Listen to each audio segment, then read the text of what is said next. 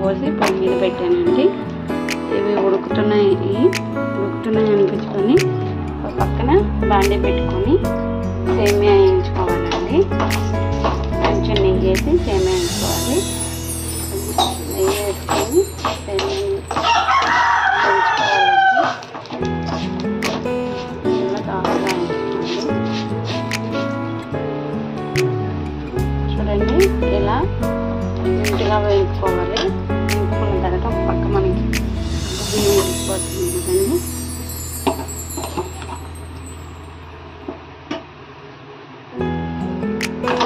పక్క బియ్యం ఉడుకుతుంది కదా, బియ్యం కూడా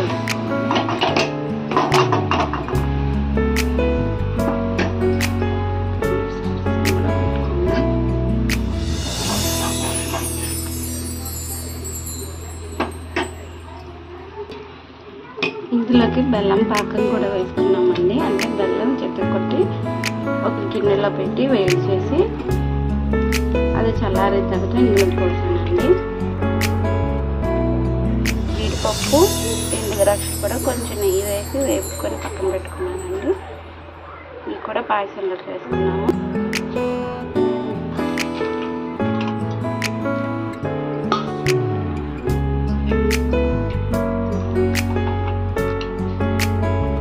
కాచి చల్లార్చి పెట్టుకున్న పాలు ఇందులో పోసేద్దాము.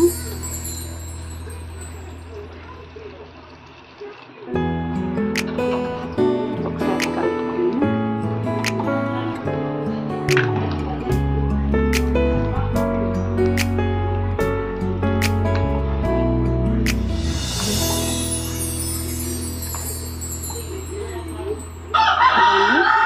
అంటే పాయసం రెడీ అయిపోయింది.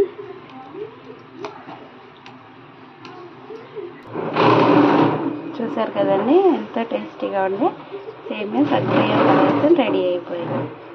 ఏంటండి, ఈ వీడియో కనుక మీకు నచ్చినట్లయితే ప్లీజ్ లైక్ చేయండి, మా ఛానల్ని సబ్స్క్రైబ్ చేయండి. Thank you.